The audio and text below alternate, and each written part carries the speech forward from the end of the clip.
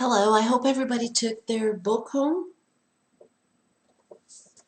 But again, if you haven't taken your book home, I hope you have the pages. I will be, just in case, I'll be sending you the pages in our message group so that you can follow what we're doing today.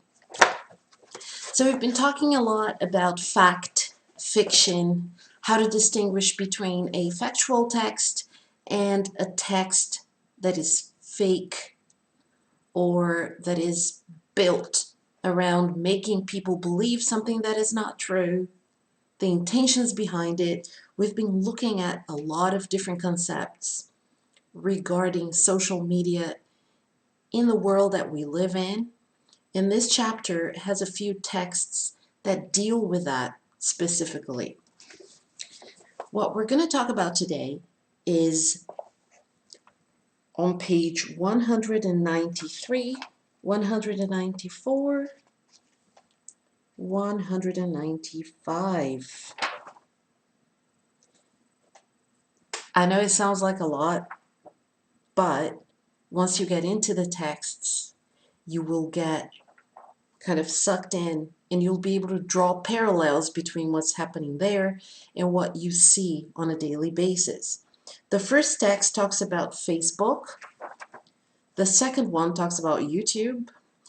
And the last one is about Wikipedia. I want you to write into the chat right now your experiences with, let's start with Facebook. How would you explain Facebook to somebody that doesn't know what it is? Just put in a few words. Facebook is this. Just put in the chat what Facebook is for, what it is, just in a concise statement for somebody who doesn't know.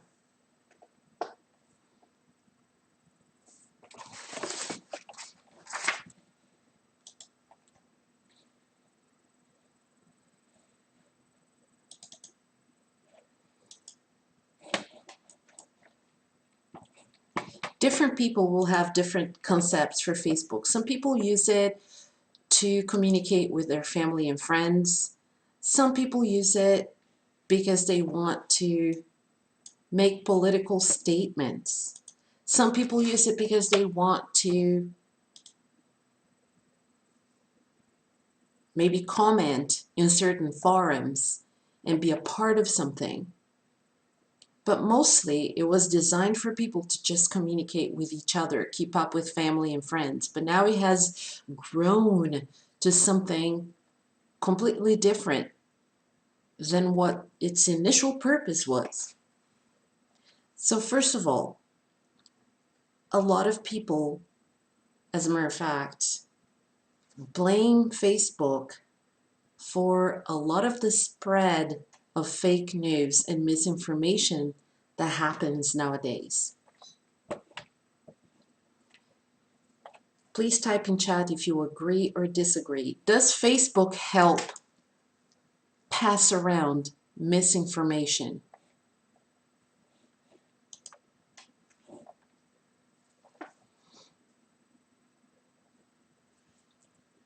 Do you believe that Facebook has this power to pass around misinformation?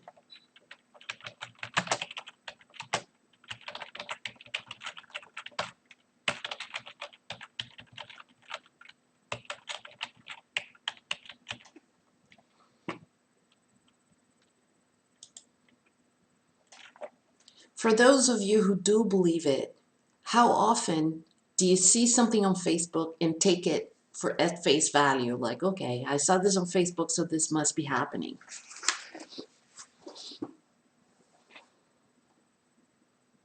Do you believe in things that you see? If you see something on Facebook, do you believe that that's the news? I should be believing this.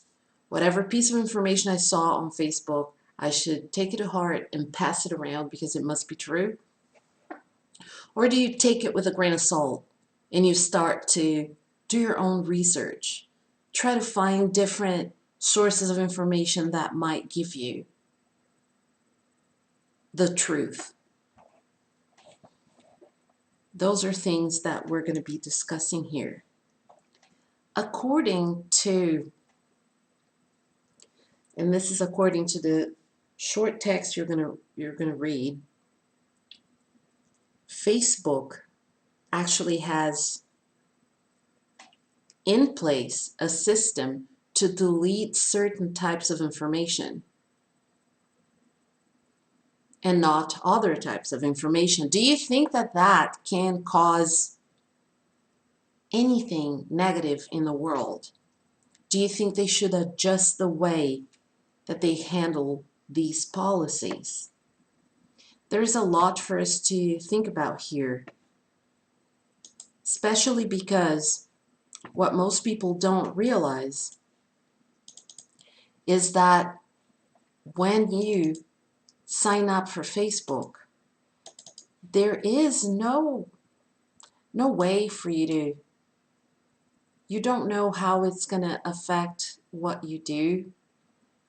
I signed up for, let's talk about each personal situation here. I signed up for Facebook in 2007 because somebody invited me. Somebody invited me. Now I want each and every one of you to tell me why you signed up for Facebook.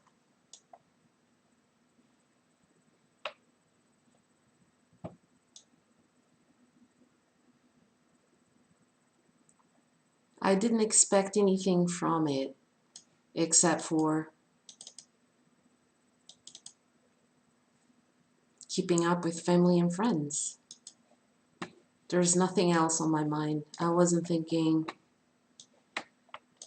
I'm going to find the news in there. It was a different type of world, by the way. It was not what it is now. So different people may have entered Facebook with a different idea. And I'm sure that each and every one of you had your own different options of what you wanted to do with it. And you may not have been looking for what you ended up finding on there.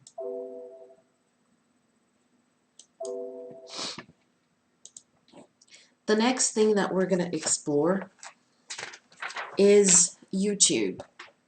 I want you to talk about YouTube and why you may or may not have, I don't know, you may have wanted to become a famous broadcaster, or maybe you just started going on YouTube just to listen to music or to watch different videos. Please tell me what your experiences were regarding that.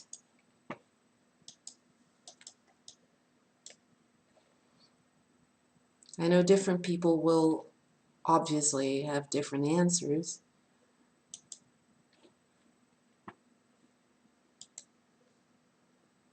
But I would say that the majority of people who go on Facebook do not go in there to gain anything besides they want to watch a video, they want to get some information, or their teacher has their classes on YouTube and they go to YouTube for the classes. But most people will go in to watch videos. Not everyone wants to be out and about and have their face out there. How many of you have channels where you speak to people?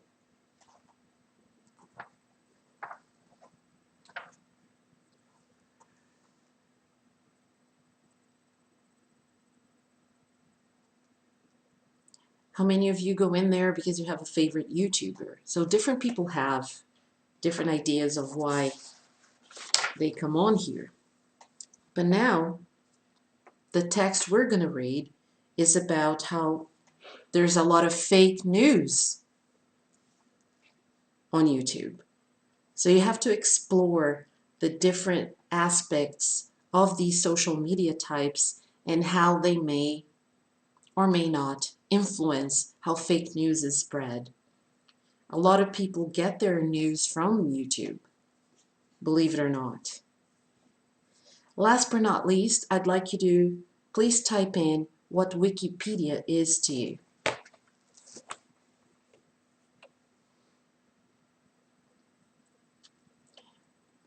And when I say what it is to you, is how you define it. If somebody asks you, what is Wikipedia? How would you define it?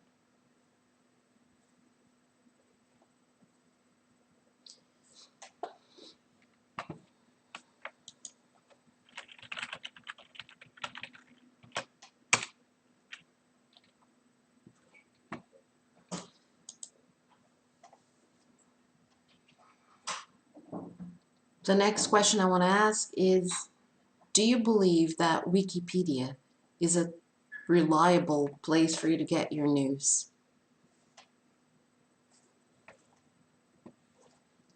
There is a poll right there that asks you this. Is Wikipedia a reliable source of information?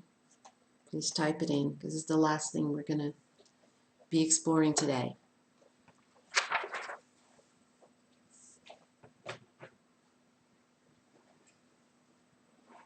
Define Wikipedia, what it is to you, and is Wikipedia a reliable source for information? I'm going to play the audio now for these texts. I put that funny meme in the back. I believe that's everybody at some point in time.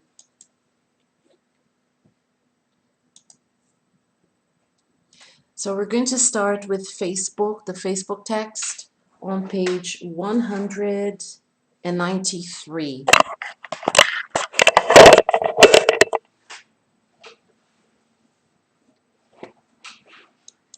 Facebook ranks deleting anti-black and most harmful hate speech over comments about white people and men, by Jessica Gwynn.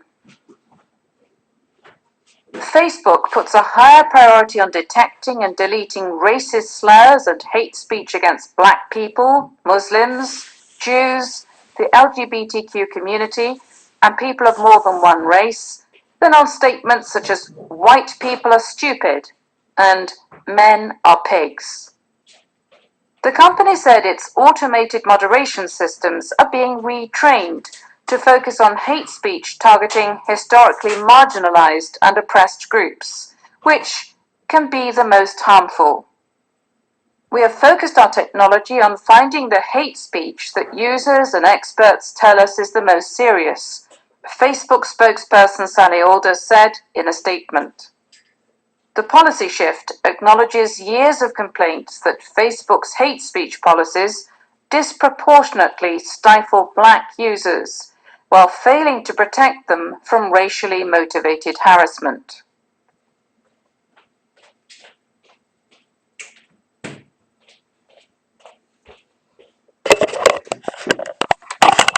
What do you think about this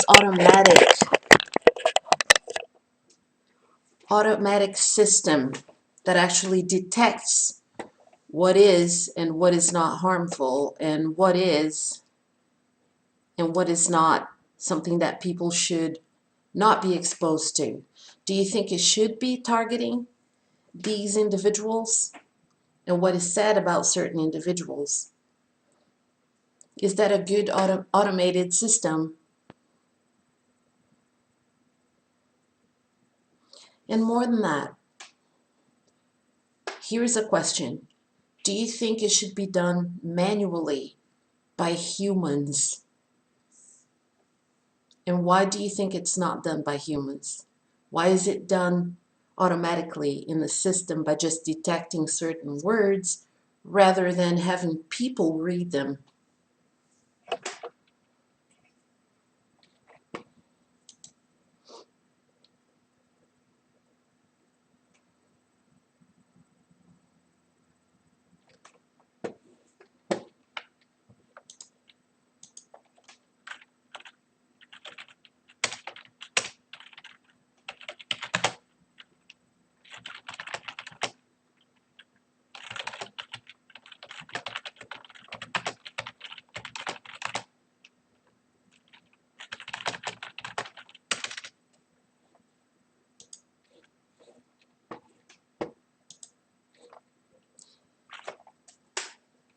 Facebook. So we're done with that part of the text. Now the next one I'm going to play is the one about YouTube and fake news being spread on that platform.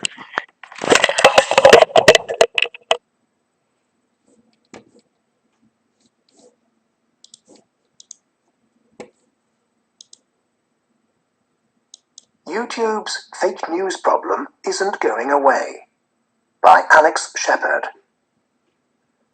Whenever a massacre occurs, a flood of fake news follows. The narrative is predictable, even if the details are often convoluted. What transfixed and horrified the country was all a stunt. All the victims are paid actors, or a mix of the two. The conclusion is that some sinister plot was advanced, usually involving the confiscation of firearms.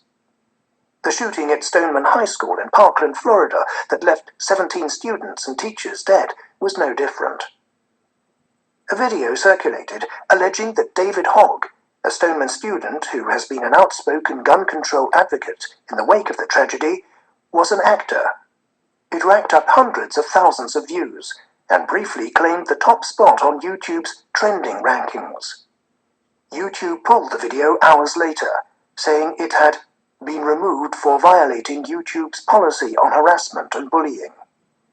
The video had used an interview Hogg had done over the summer with a local news station in California about a fight between a lifeguard and a swimmer, as proof that Hogg was a crisis actor. YouTube characterized the incident as an anomaly. Because the video contained footage from an authoritative news source, our system misclassified it, YouTube said in a statement. As soon as we became aware of the video, we removed it from trending and from YouTube for violating our policies. We are working to improve our systems moving forward.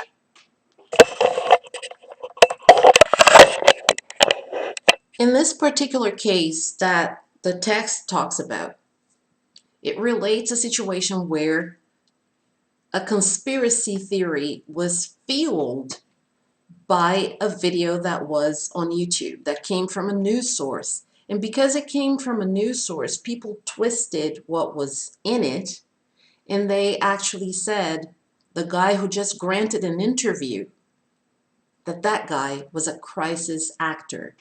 Please type in chat if you know what a crisis actor is, if you have ever heard the expression crisis actor.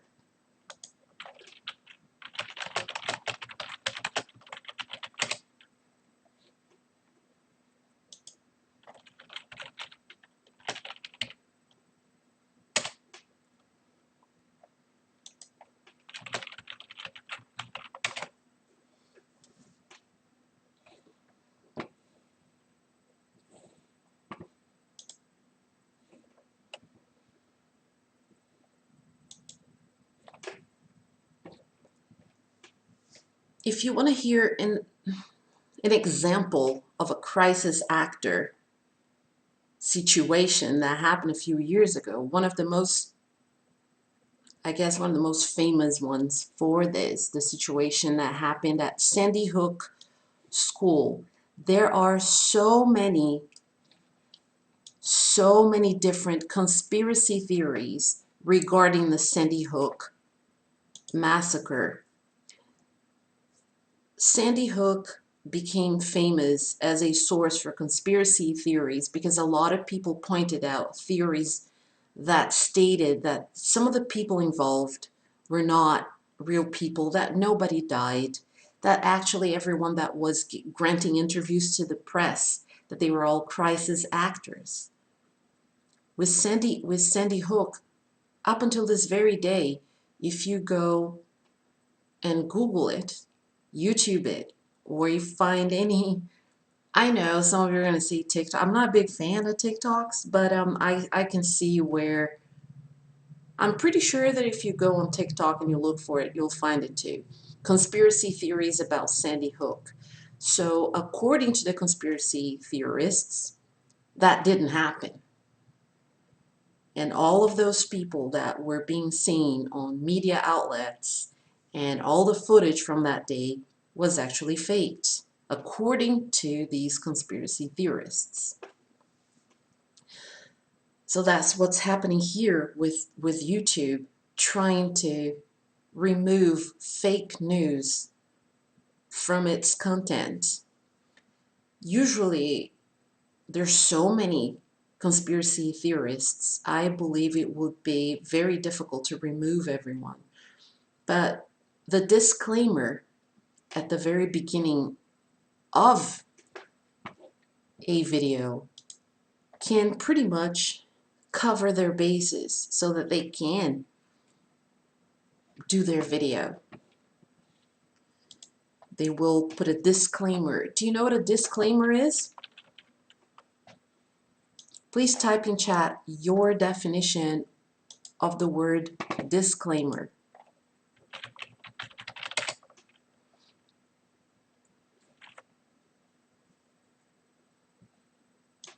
I want to find a word in Norwegian for it. Varsle, varsel, or maybe it's something else.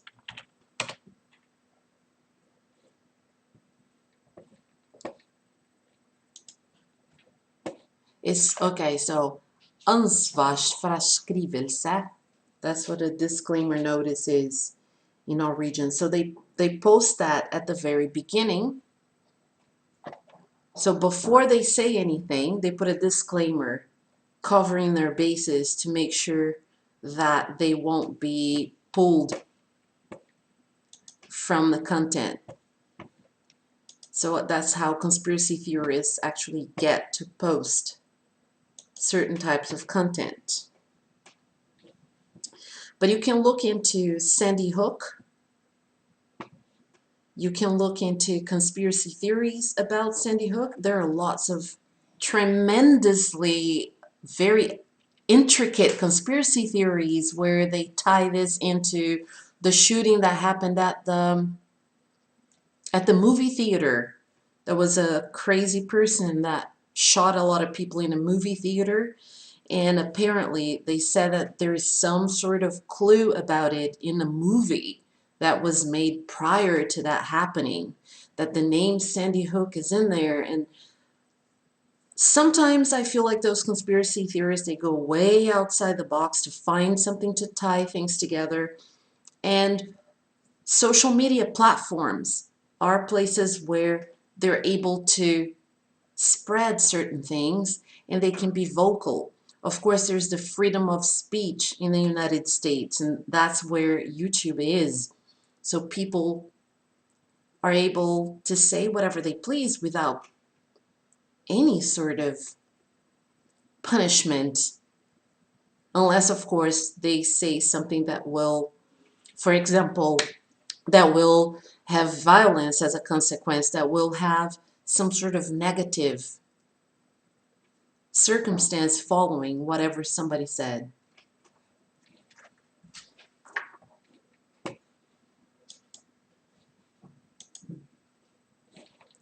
I'm going to type in Sandy Hook conspiracy, and I believe it was Batman movie shooting. So if you go, of course, then as soon as I typed it in on Google, and this completely makes a point for the text that we're reading, the texts that we're reading right now, because as soon as I Google it, the first source of information that pops up is Sandy Hook Elementary School shooting conspiracy theories. Guess where? On Wikipedia, which is our next text.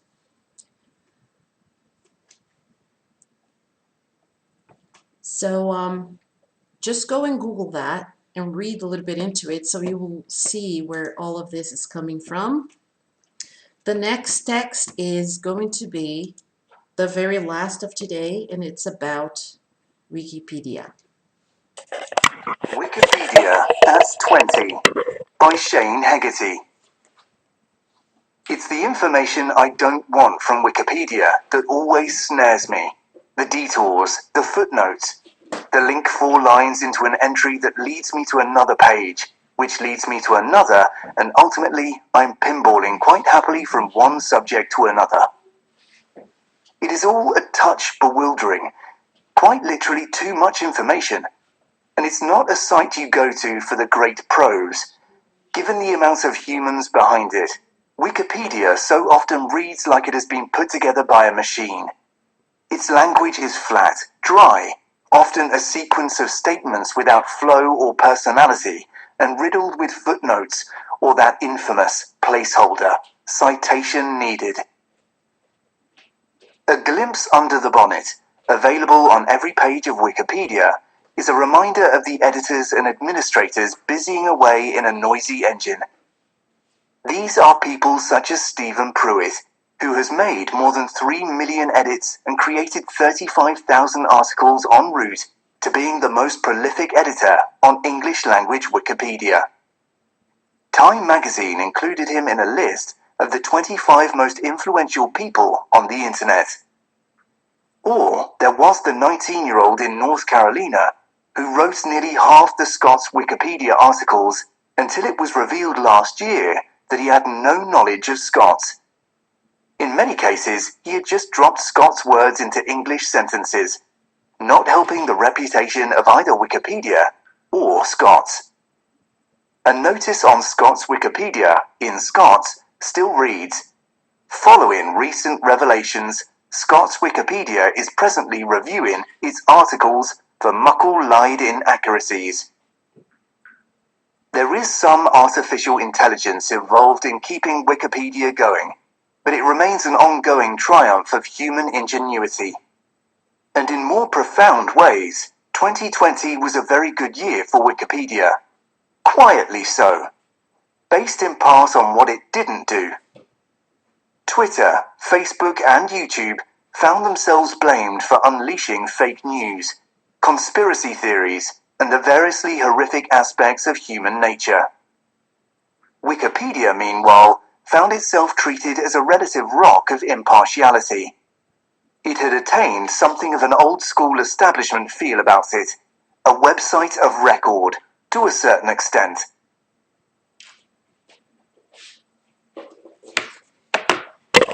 So, this brings us to a close where it comes to the text that we're reading today. I often tell my students to really take a look at their sources very carefully when they're writing the bibliography. The bibliography is at the very end when you write an essay or a school paper, an academic paper, and where you list all your sources. That's called the bibliography. I'm sure that there are different ways to do that, but people can go to books, they can go to encyclopedias on paper, of course, and I do this because touching the books has always been part of, I feel a lot of comfort when I touch the book and I can read through the pages, so I always go like this to books. But you can go to books, you can go to encyclopedias, you can go to newspaper articles, and you can write about them in your bibliography, which I believe you were telling me something about that. They said, hey, Pollyanna, we were taught to not write sources on the top. We were taught to write literature list. That was new to me. As a matter of fact, my entire academic life, I always referred to that very last bit as a bibliography, which is all the same thing, to be honest. It has all the sources. So nowadays, when you go through the bibliographies on any type of school paper, there's always something from Wikipedia in there. Some of the sources are good, some of them are not. And what I want you to do is go through the questions, page 193, the understand bit of it, A and B. I want you to do page 194, understand It's called Understand. Interactions is a book that has all the texts, and each of the texts has a glossary, and it also has that section called Understand, where you will answer the questions. I want you to do 193, 194, and 195, the Understand bits. And there are some specific questions there. The ones regarding Wikipedia are, why does the 19-year-old from South Carolina, interesting he said South Carolina, that's really interesting because it's actually South Carolina in American English.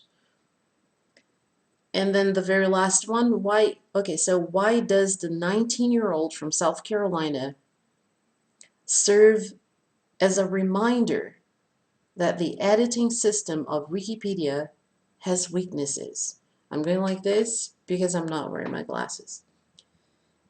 And finally, why is Wikipedia still regarded as a triumph of human ingenuity?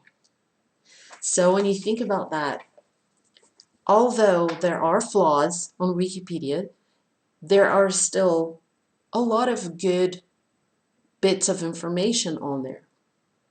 Not for everything, not for every country, and not in every language.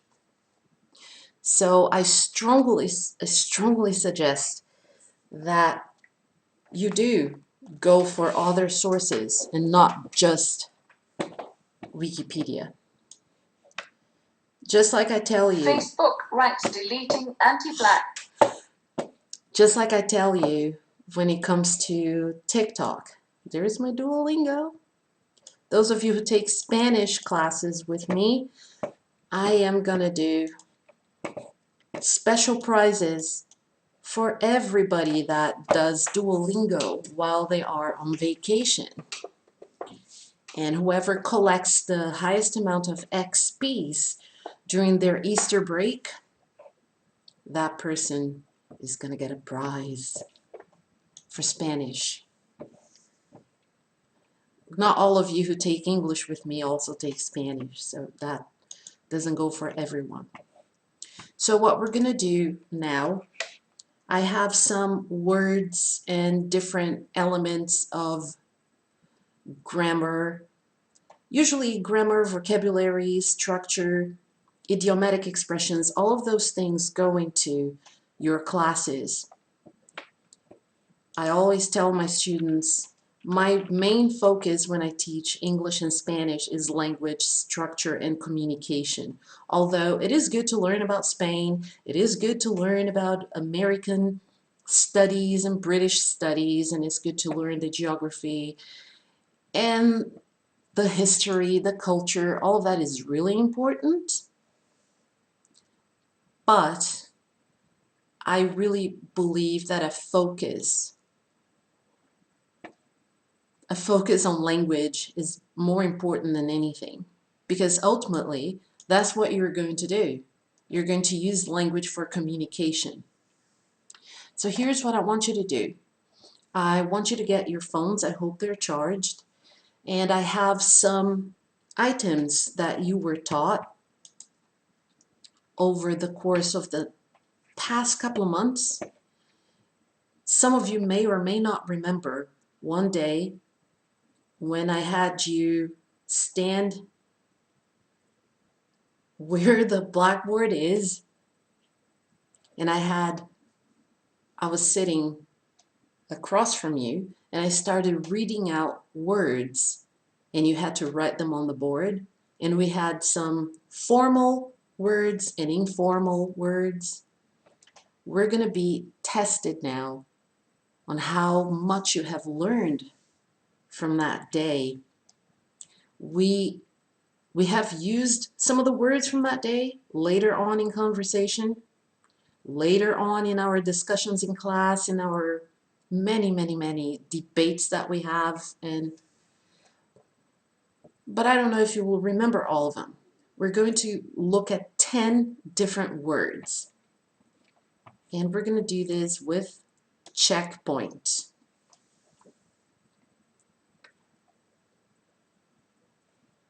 Get your code. And as soon as you get your code, just go ahead and start it. Remember, there's always a delay, so you may not, as I'm speaking right now, it may have already started. So it doesn't really matter, but you will have a focus on the words from that particular activity. I strongly believe that language should be the focus of any English subject, and everything else will fit in accordingly. But I think language should be the focus, because you can be very knowledgeable in current events and history, geography, and all of that, and you may not have the structure and the grammar and the vocabulary to have a discussion about them. And at this level, you need to have academic words, such as the ones that we're going to be working with now.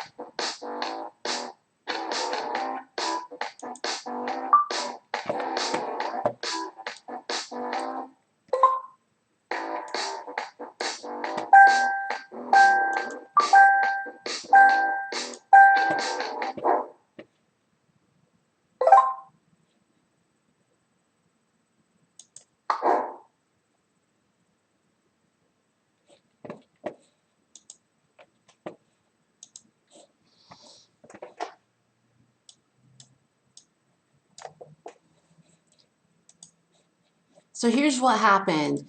This ran a lot longer than what I anticipated.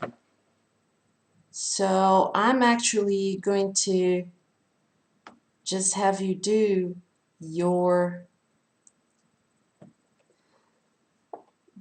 do the questions that I assigned for the pages. You have the pages. I took pictures of the pages and I put them all on your messenger. I'm going to write down specifically which pages you have to do, and you can submit the answers to me. You can answer the questions in written form, or you can make audio files answering the questions. It's up to you. So this ran a lot longer than what I anticipated, so we're canceling the Skype section of the class today to give you time to do the assignments. Happy Easter!